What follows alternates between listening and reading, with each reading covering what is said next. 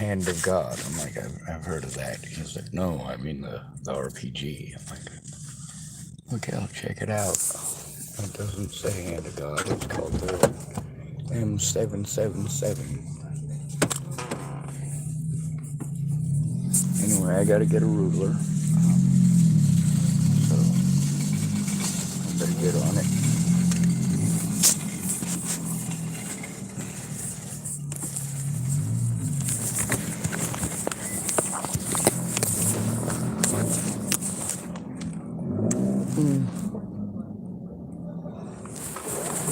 A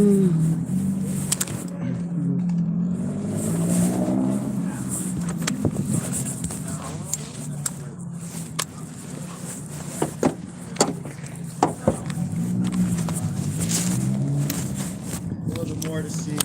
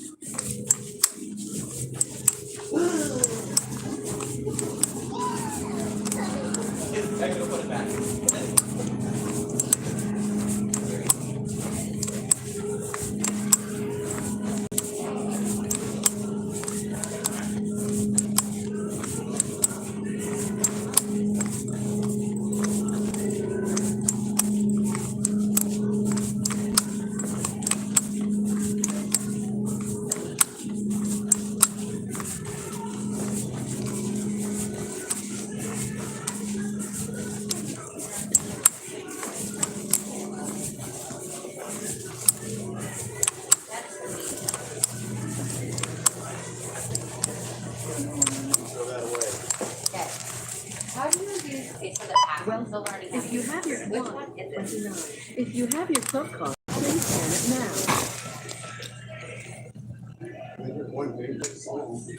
Sure.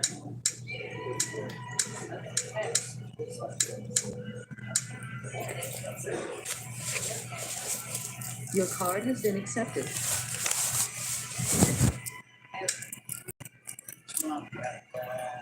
Re-download it. How many store-provided bags did you use? Your total is 32, and your savings is 97 cents.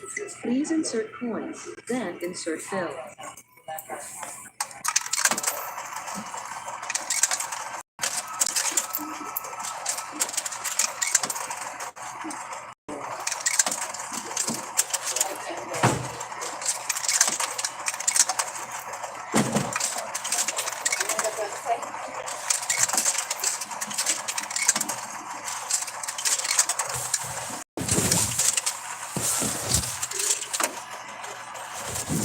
Wait, system process.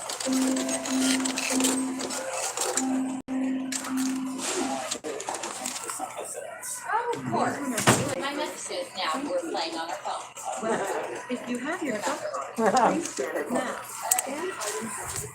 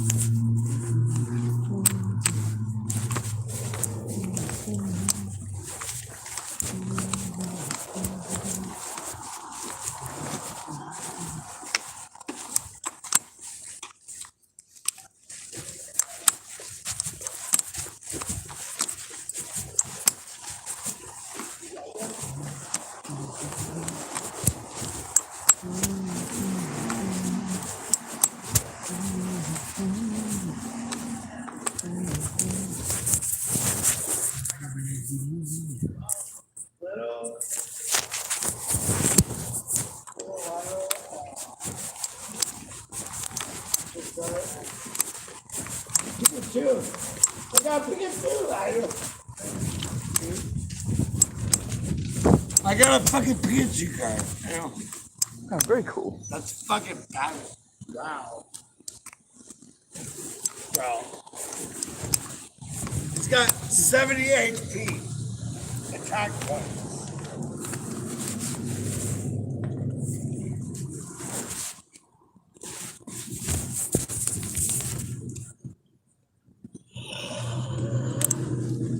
My deck would squash any opponent. If you oppose me, I would squash you.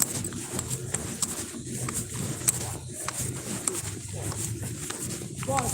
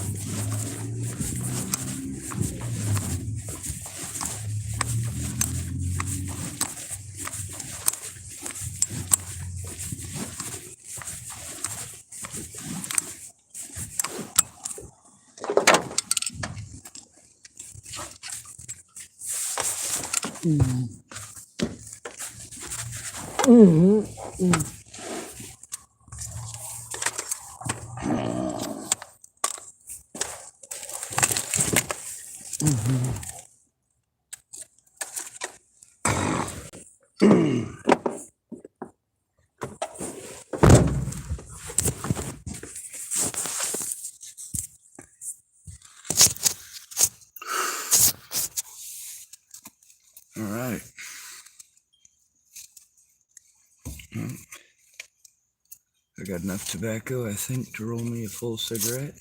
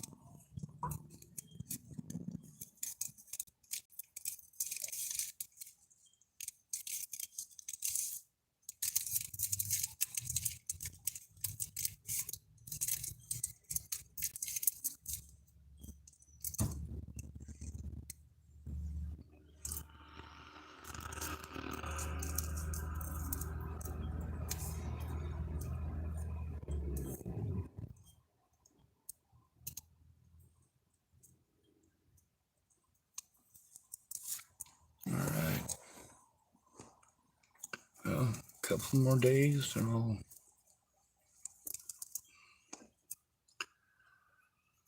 hopefully have some money to live on. Hopefully. If all goes well.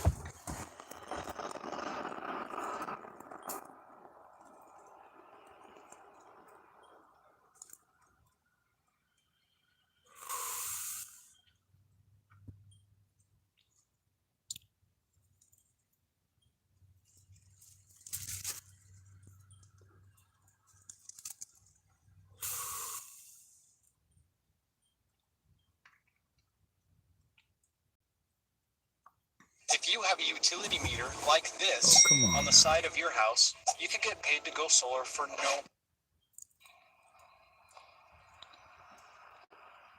When Ernst Hirsch comes to the Neumarkt public square and sees the restored Frauenkirche, he is reminded of the Dresden bombings 75 years ago.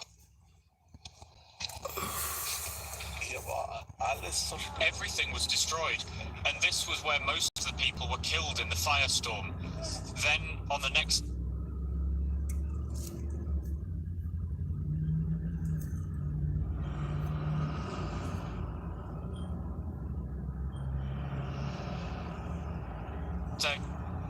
day, the Dresden Frauenkirche collapsed. Yes, this square was reduced to rubble.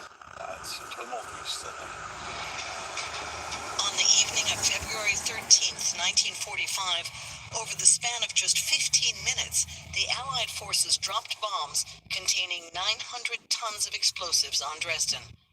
During the next 2 days, 3 more attack waves followed. After that, the Baroque old town lay in ruins.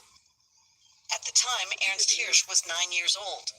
When the bombs were dropped on Dresden, he and his parents hid in a bomb shelter in the cellar of their house, seen here in the former Johann Georgen alley.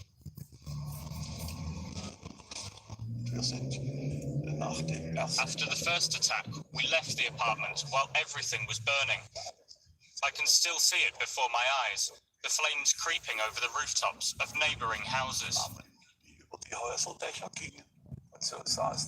And that's what it looked like afterwards. That was my parents' apartment, on the top there. That's what the ruins looked like.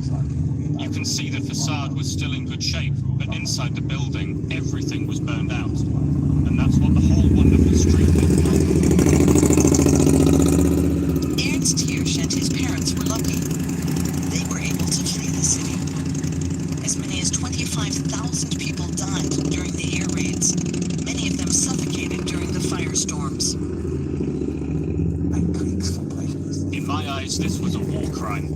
Many things happened on all sides, but this was an act of destruction directed at the civilian population. Ernst Hirsch started working as a cameraman in the 1950s. His nickname was the Eye of Dresden. He documented the reconstruction of the destroyed city, and he's been collecting photos and videos of Dresden since the 19th century for his film archives. Documentary film can be brutally honest. If you do not edit or change the footage, and I never did this, then for me it is the most impressive historical witness.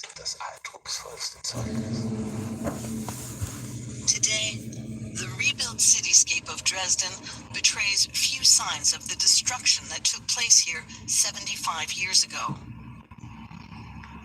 The most wonderful thing of all is that the Dresden Frauenkirche has been restored. That is really the biggest miracle. And after the destruction I experienced in my childhood and youth, I never hoped or expected this to happen. I hope it will stay this way forever. The Dresden Frauenkirche is where Ernst Hirsch was baptized before the war. Today, he sees it as a symbol of peace. Well, it's a church. So was Dresden a legitimate target or a war crime? To talk about that, I have with us our correspondent Kate Brady. She's in Dresden, as well as with me.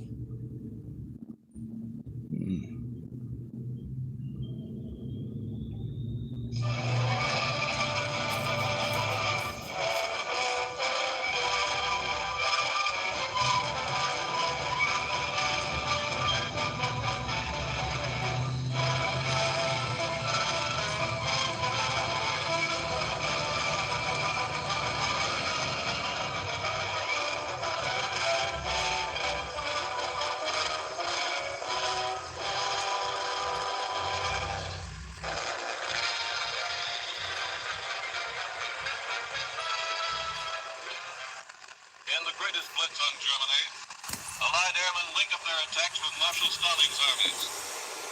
British bombers head for Dresden, the Saxony bastion of the Nazis along the Eastern Front.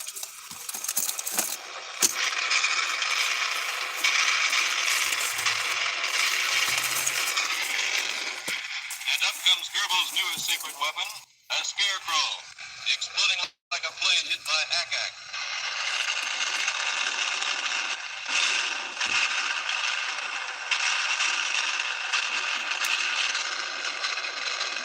800 RAF Lancasters splashed 650,000 incendiary bombs on transportation lines in Germany's 7th largest city. They smash a big Reich roadblock across the Russian advance. Damage to Dresden, hampering the Wehrmacht, helps Konev's forces 70 miles away.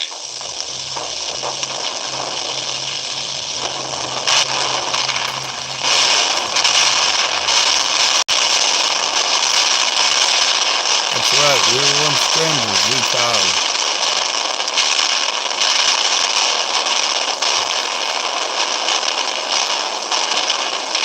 And Konev. And Out of the Stalin. west, 1,350 American bombers of the 8th Air Force streak their vapor trails into the dawn.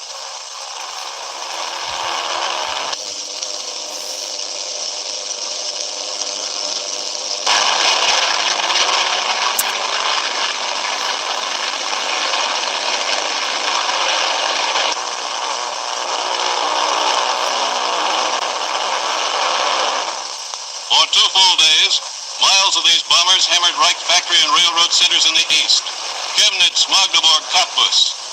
The veteran 1st Division of the 8th Air Force today carried its 200,000 ton of bombs to help an ally. Now they hit Dresden, hardest of all.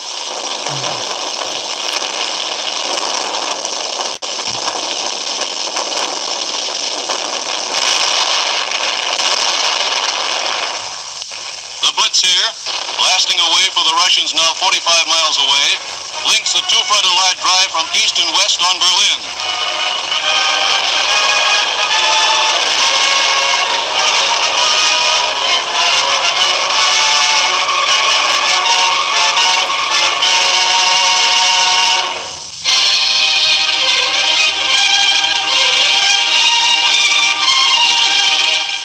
The Seine is in flood. The waters are the highest in 34 years. In this most bitter winter for France, a winter of cold, of hunger, of battered towns, of smashed communications, a winter in which free France lies oppressed by greater hardships than for almost a century, the elements too take their toll.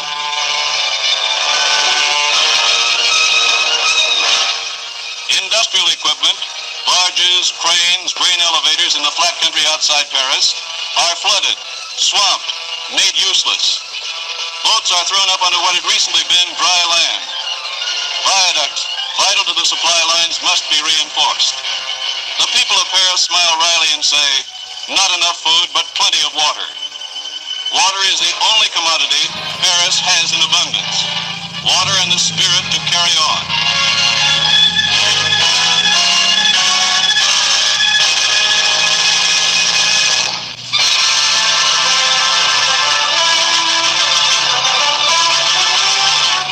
Alsace welcomes General de Gaulle in celebration of the great triumph at Colmar.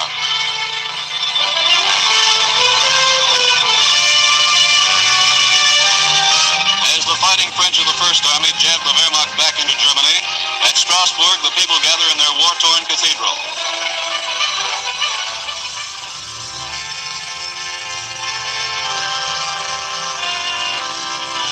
Generals de Tassigny, Juin, and Leclerc are here for the victory services.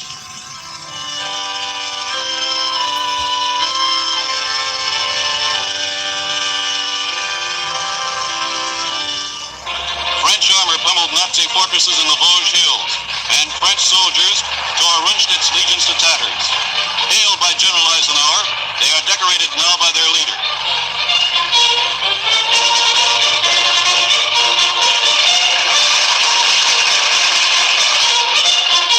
From now on, heroes of Strasbourg and Colmar will fight on German soil. At Saverne, the nation honors its American allies, fighting shoulder to shoulder with the French. General Alexander Patch of the 7th Army becomes the commander of the Legion of Honor.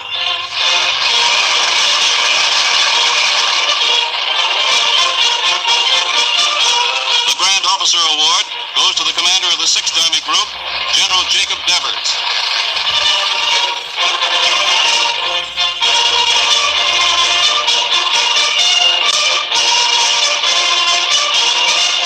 Once again, France and America beat back the ruthless hordes from over the Rhine. And once again, fighting Frenchmen march through a free Alsace.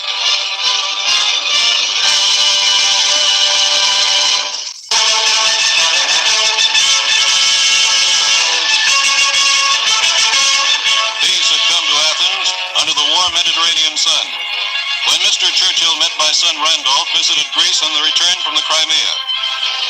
Others in the party were Field Marshal Alexander, General Scobie, and the British ambassador.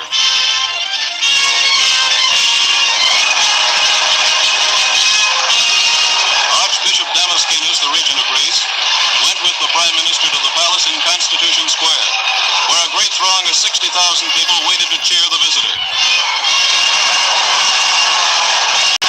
Mr. Churchill congratulated them on the end of the Civil War and wished a speedy return to prosperity to the people of heroic Greece.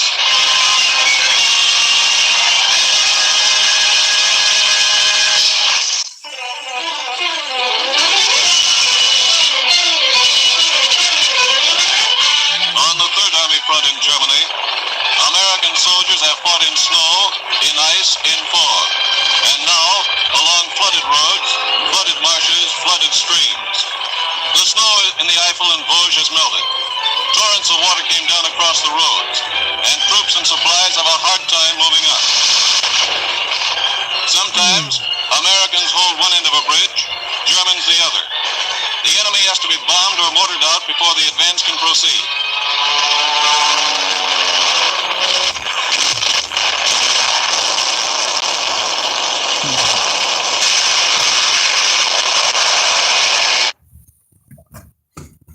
Oh, come on.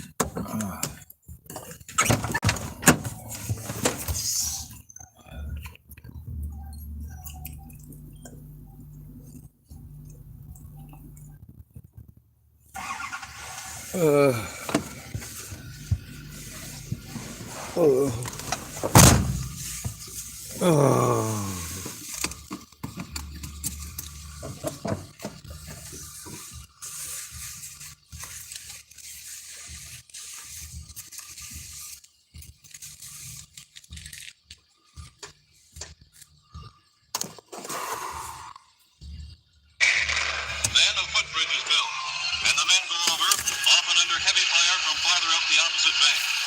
Over and over, the bridges are hit and smashed. So a smoke screen is laid down to cover the operation. And damp, rainy weather keeps the oil fog close to the ground.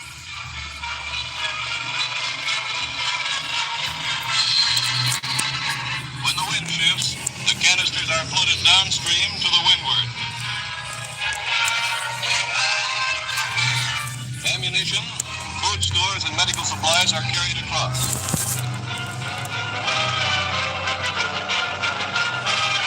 The trucks go over too at a second crossing.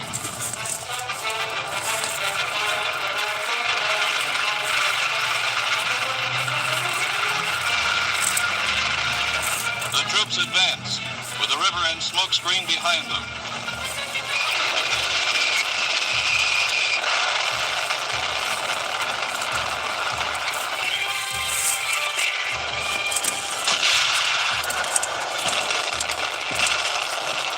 Dead Germans.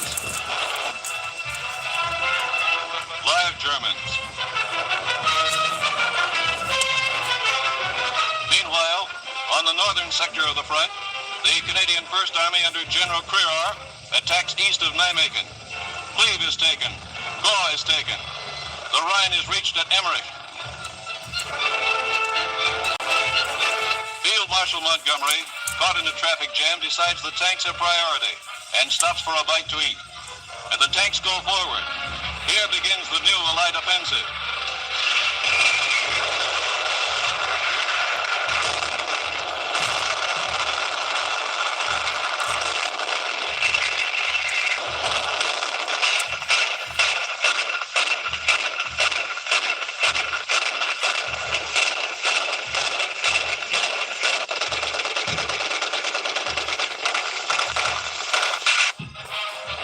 In the first 2 weeks, the Canadians took 10,000 prisoners. They cleared the Reichswald Forest, cleared a maze of German junctions, broke through 3 belts of the Siegfried Line. And war comes into the German homeland as it came to other homelands when the Nazis were riding high. Germany is learning what it means to begin a war.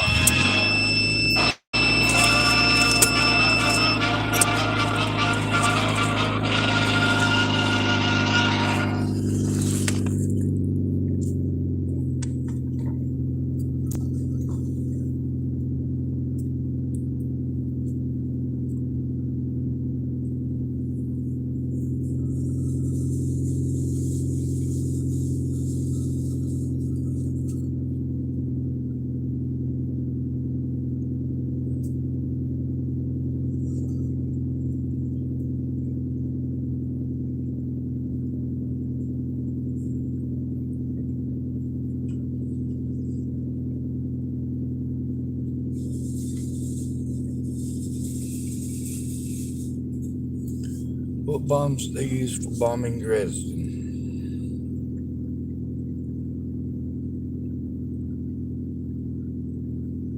If you got hit, even as a passenger, Oh, come on. you need to try this. So you were recently. The intent of this video is to deep dive review the M69 firebomb. These bomblets were housed in E-46 cluster containers. They were responsible for destroying 42% of Japan's urban core. As discussed in the channel's previous videos, the initial high-altitude daylight precision bombing campaign over Japan was a failure. Bombing accuracy was low, Bomber attrition and losses were high. This was mainly due to the weather, jet stream, and B-29 engine issues. Bombing tactics were modified mainly to firebomb whole cities while flying at low altitude, singly, and during the night. Early in the war, the military wanted to evaluate the combat effectiveness of various incendiary munitions on both German and Japanese urban structures. Mock German and Japanese structures were built to test the performance of various incendiaries, like shown in this image from a 1946 declassified National Research and Defense Committee report titled Fire Warfare Incendiaries and Flamethrowers. The structures were built at the Dugway Proving Grounds in Utah. The German village portion is shaded here. The Japanese village is shaded here. The buildings and interiors were constructed to match typical residential urban dwellings. The results of the tests were clear. The M69 was a clear winner of all incendiaries tested. It performed well against Japanese structures. The test showed that the smaller incendiaries like the M69 and M74 were very effective in starting fires in Japanese residential homes. This chart from an October 1944 Army Air Force Board project document titled A Study of Incendiary Bombs for the Employment by the United States Army Air Forces outlines the effectiveness of incendiaries versus high explosives. Heat is a more effective destructive agent than high explosives. Heat damage is more permanent. Consumer staples may be damaged by a high explosive blast, but they would be totally consumed by a fire. Fire damage is more difficult to repair. Buildings gutted by fire are usually not repaired. Studies showed that fire bombs were 7 to 21 times more effective than high explosive bombs, as discussed on this page from a May 1945 Commander Air Force Pacific Fleet document titled Analysis of Air Operations. Another reason why incendiary bombs were selected over conventional high explosive bombs is discussed on this page from an April 1947 United States Strategic Bombing Survey report titled Effects of Incendiary Bomb Attacks on Japan. Unlike Germany, Japanese cities are highly vulnerable to firebombing. Typical buildings are constructed out of wood framing and other flammable materials. The buildings are densely packed with narrow, congested streets. Combustible material is spread around these buildings, just inviting disaster. This table summarizes the results of tests adopting various incendiaries. The first row represents the country of building and the incendiary tested. The first column is a fire classification as A, B, or C, where fire classification A is a fire has spread beyond the fire guard control within 6 minutes, where a B fire spread beyond the fire guard control after 6 minutes. C is a non-destructive fire. The values in the body of the chart are the percent fire classification for each bomb type. The M69 bombs performed the best with a combination of 81% AB fire classification. This image shows the effect of a single M69 bomb had on a typical Japanese house after 0, 10, 15, and 20 minutes. This table summarizes the destructive effects of a few of the Japanese firebomb raids. The columns of the chart are the Japanese city, date of the raid, number of B-29s attacking, square miles destroyed, and the tonnage of incendiary bombs or high explosive and fragmentary bombs. 93% of the bombs used in the March 9th Tokyo firebomb raid were M69s, and that will be the focus of this video. Tokyo, after the March 9th, 1945 raid by B-29s dropping M69 incendiary bomblets. Toyama, after the August 1st, 1945 raid by B-29s dropping M69 bomblets. 95% of the city was destroyed. The results of a study reviewing the effectiveness of mixing incendiary and high explosive bombs are shown on this conclusion page from a June 1944 Army Air Force Board project document titled Test to Determine the Ratio and Techniques for Employment of Incendiary and High Explosive Bombs Against Japanese Type Structures. The results of the study indicate high explosive bombs mixed in with incendiary bombs was not effective against Japanese wooden structures. This is due to intact structures react to fire bombs better than wrecked structures. High explosive bombs reduce the fire's intensity once started. Demolition bomb wreckage acts like a fire break, reducing fire spread. Characteristics of the M69 bomb are shown on this page from a November 1944 U.S. War Department technical manual titled Bombs for Aircraft. The bomb is hexagonal in shape, 19.5 inches in length and 2.88 inches across its flats. It contains 2.8 pounds of a napalm incendiary fill. It also contains an ejection fill of 0.4 ounces of black powder and magnesium at 59. Yep, that's the bomblets that were dropped on Dresden. Here they're talking primarily about bombing Japan because today we still have a lot of human feelings for Germans, whereas we're able to take away from it and be cold and calculated with numbers still when it's Japanese. So when we talk about the bombs that leveled Dresden, these are napalm bombs.